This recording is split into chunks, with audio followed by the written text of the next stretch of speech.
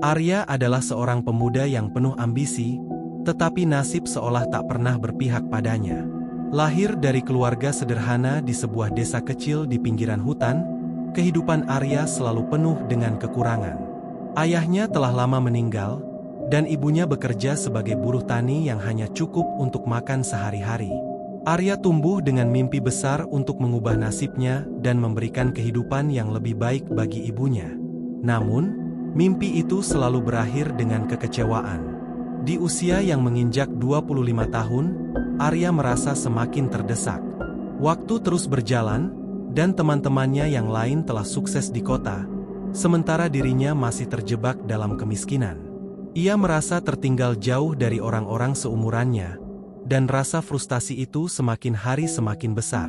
Arya ingin segera kaya, ingin hidup dalam kemewahan tanpa harus bersusah payah seperti ibunya.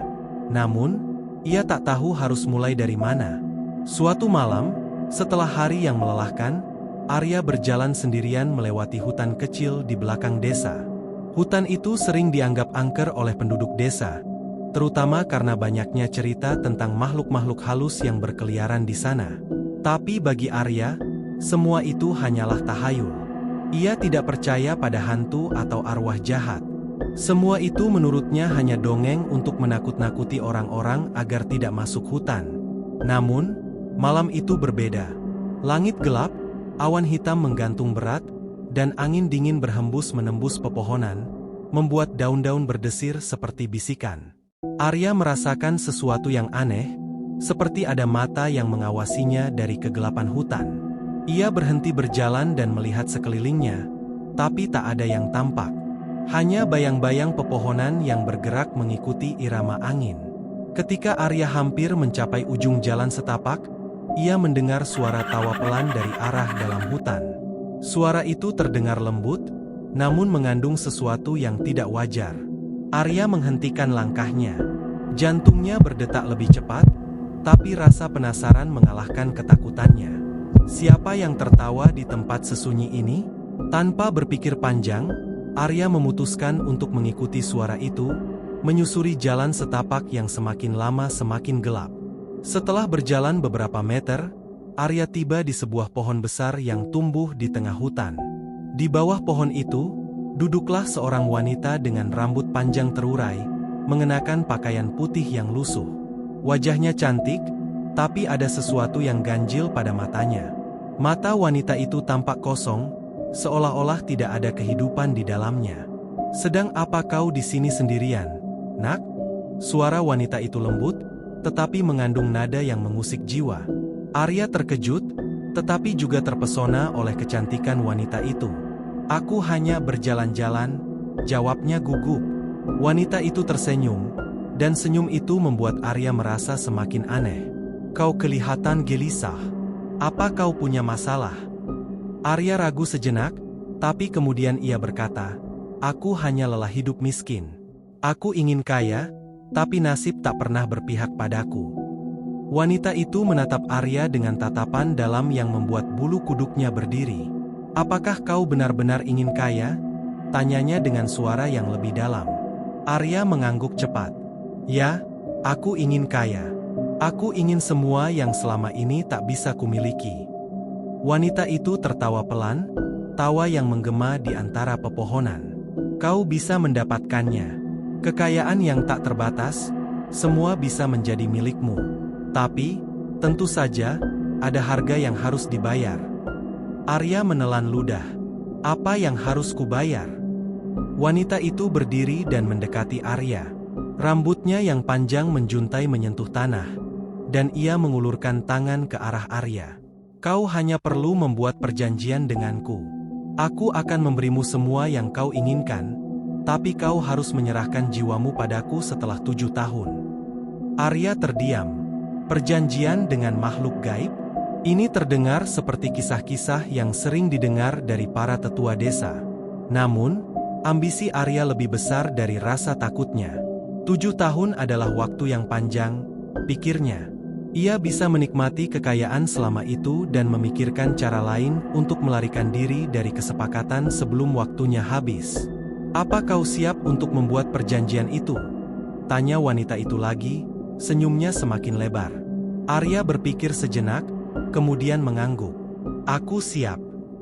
Wanita itu mengangkat tangannya, dan seketika, angin berhenti berhembus. Udara di sekitar mereka menjadi hening, dan suasana berubah menjadi mencekam. Dengan suara yang serak namun berwibawa, wanita itu mulai mengucapkan mantra dalam bahasa yang tidak dimengerti Arya. Ia menggenggam tangan Arya dengan erat, dan saat itulah Arya merasakan dingin yang menusuk tulang. Tiba-tiba, wajah wanita itu berubah. Matanya yang tadinya kosong kini bersinar merah, dan mulutnya menyeringai lebar dengan taring tajam yang menyembul di antara bibirnya. Aku adalah kuntilanak, dan kau telah membuat perjanjian denganku. Suara itu bukan lagi suara lembut wanita tadi, melainkan suara mengerikan yang menggema di seluruh hutan. Arya merasakan ketakutan yang luar biasa, tapi sudah terlambat untuk mundur. Perjanjian telah dibuat. Kekayaanmu akan datang, tapi ingat, jiwamu adalah milikku setelah 7 tahun. Ujar kuntilanak itu sebelum menghilang dalam kabut tebal, meninggalkan Arya yang masih terpaku di tempatnya. Arya terengah-engah, jantungnya berdebar kencang. Ia tak percaya dengan apa yang baru saja terjadi, namun di dalam hatinya, ia juga merasakan kegembiraan yang tak terkatakan. Kekayaan itu akan segera datang, dan hidupnya akan berubah selamanya. Keesokan paginya, Arya bangun dengan perasaan aneh. Ia kembali ke rumahnya dengan langkah berat setelah pertemuannya dengan kuntilanak. Tapi malam itu ia tidur dengan tenang, seolah-olah tidak ada yang terjadi. Namun, semua berubah ketika ia keluar dari kamarnya dan melihat sesuatu yang mengejutkan. Di ruang tamu rumah kecilnya, ada tumpukan uang yang sangat banyak. Uang kertas berserakan di seluruh ruangan, memenuhi setiap sudut. Arya terdiam, tak percaya dengan apa yang dilihatnya. Ini bukan mimpi. Kekayaan itu benar-benar datang seperti yang dijanjikan kuntilanak. Di luar rumah, ada sebuah mobil mewah terparkir. Padahal Arya tidak pernah punya cukup uang untuk membeli sepeda motor sekalipun. Warga desa yang lewat di depan rumah Arya tertegun melihat perubahan mendadak ini. Bagaimana mungkin Arya, yang dulunya hidup serba kekurangan, tiba-tiba memiliki segalanya? Desas-desus mulai menyebar, dan banyak yang berasumsi bahwa Arya telah memenangkan undian besar atau menemukan harta karun. Namun, Arya tahu apa yang sebenarnya terjadi. Ini semua adalah hasil dari perjanjian yang ia buat dengan kuntilanak. Selama beberapa minggu berikutnya, kekayaan Arya terus bertambah. Ia membeli tanah, membangun rumah besar, dan membuka bisnis-bisnis yang mendatangkan keuntungan berlimpah. Nama Arya menjadi terkenal di desa, dan ia mulai bergaul dengan orang-orang kaya dari kota. Tapi di balik semua kemewahan itu, ada bayang-bayang kegelapan yang mulai menghantui Arya. Setiap malam, ia mendengar suara tawa lembut yang terdengar dari sudut-sudut rumahnya. Suara itu semakin hari semakin sering terdengar, terutama saat Arya sendirian. Tawa itu mirip dengan suara kuntilanak yang ia temui di hutan, dan Arya mulai merasakan kehadirannya di mana-mana. Satu malam, saat Arya sedang tidur di kamarnya yang mewah, ia terbangun oleh suara langkah kaki di lantai atas. Arya tinggal sendirian di rumah itu, jadi suara langkah kaki tersebut jelas tidak mungkin berasal dari orang lain.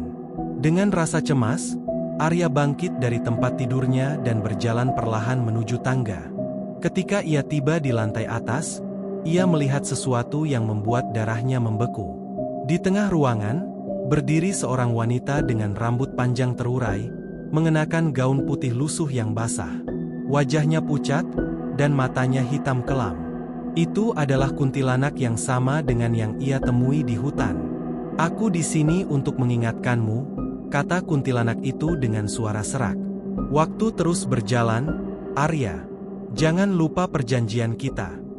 Arya mundur ketakutan, tetapi kuntilanak itu menghilang secepat ia muncul. Kini, Arya mulai merasakan ketakutan yang nyata. Sejak pertemuan itu, Arya tak pernah lagi merasakan ketenangan. Setiap hari ia dihantui oleh bayangan perjanjian yang telah ia buat dengan kuntilanak. Meskipun kekayaannya semakin melimpah, rasa takut dan cemas mulai menggerogoti jiwanya. Ia merasa bahwa kuntilanak selalu mengawasi, mengintai dari kegelapan, menunggu waktu yang tepat untuk menagih jiwanya. Suara tawa seram itu semakin sering terdengar, bahkan di siang hari.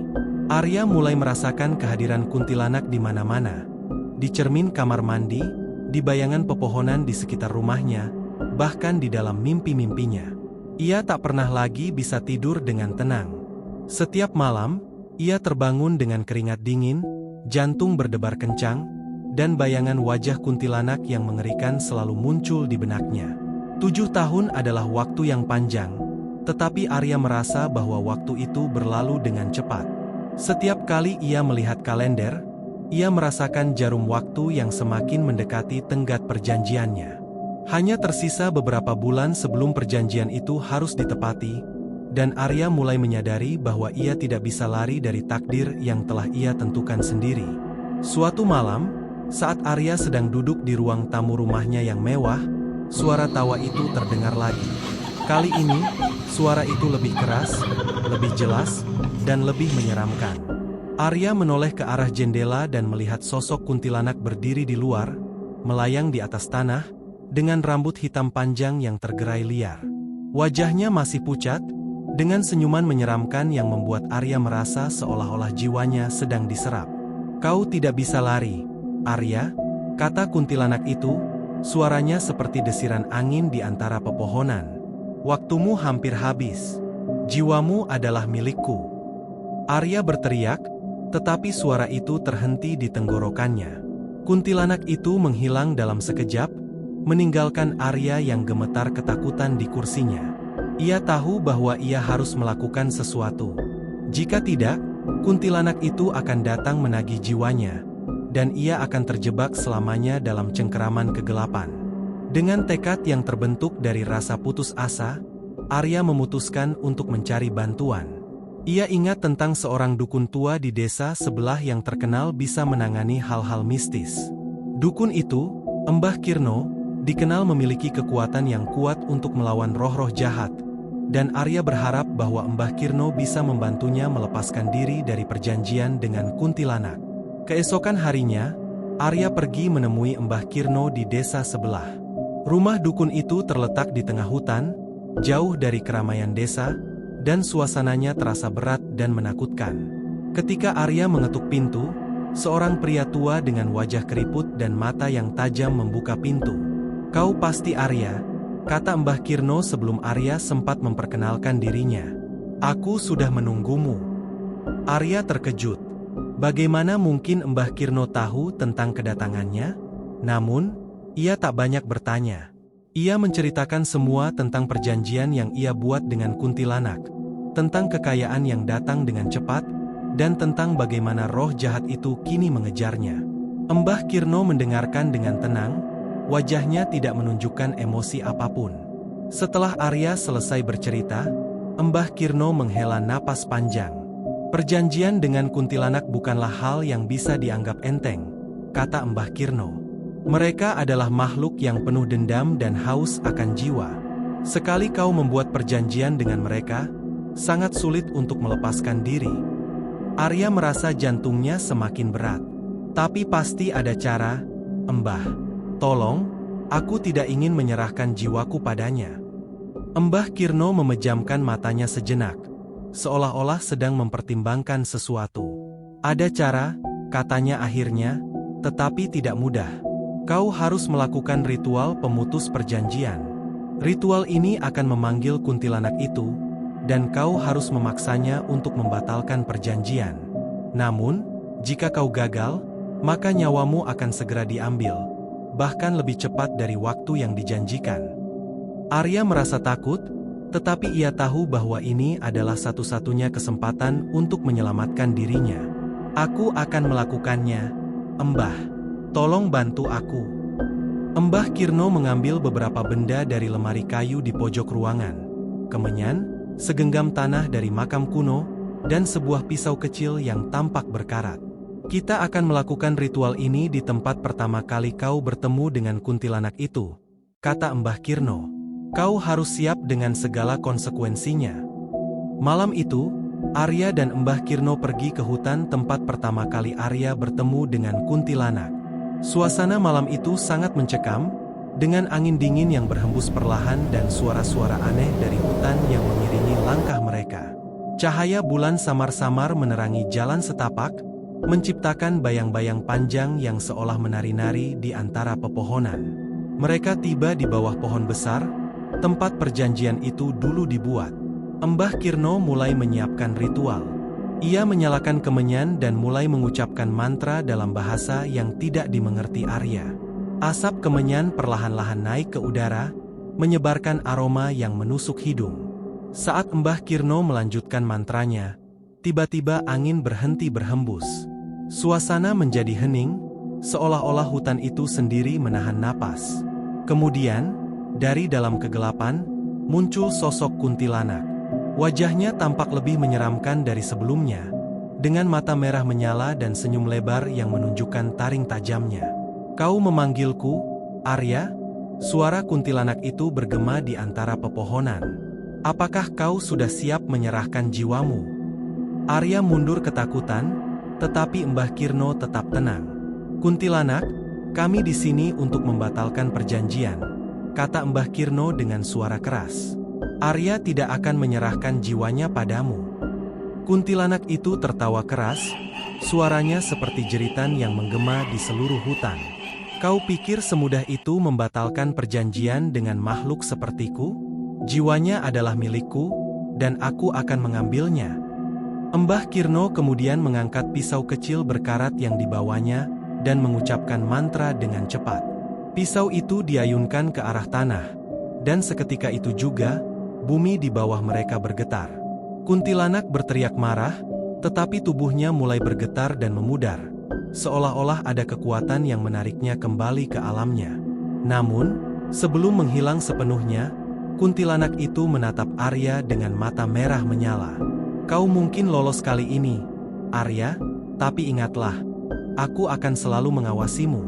Jika kau membuat kesalahan lagi, aku akan kembali, dan kali ini, tidak ada yang bisa menyelamatkanmu." Setelah berkata demikian, kuntilanak itu menghilang, meninggalkan Arya dan Mbah Kirno berdiri dalam kegelapan malam yang sunyi. Arya berhasil lolos dari perjanjian dengan kuntilanak, tetapi hidupnya tidak lagi sama. Kekayaannya mulai hilang satu persatu, seperti yang dijelaskan Mbah Kirno. Semua harta yang ia peroleh melalui perjanjian itu perlahan-lahan memudar, seperti debu yang tertiup angin. Bisnis-bisnisnya bangkrut, dan rumah mewahnya dijual untuk melunasi utang-utangnya. Arya kembali hidup sederhana di desa, tetapi kali ini ia merasa lebih bersyukur. Meski tidak lagi kaya, setidaknya ia masih memiliki nyawanya. Namun, dalam setiap hembusan angin malam, Arya selalu merasa ada yang mengawasi. Kadang-kadang, ia melihat bayangan panjang di sudut matanya, atau mendengar suara tawa lembut yang samar-samar. Kuntilanak itu mungkin telah pergi untuk sementara, tetapi Arya tahu bahwa makhluk itu selalu menunggu, menanti kesalahan berikutnya. Arya belajar satu hal dari pengalamannya. Kekayaan yang diperoleh dengan cara yang salah akan selalu datang dengan harga yang terlalu mahal untuk dibayar. Dan untuk Arya, harga itu adalah rasa takut yang tak pernah hilang.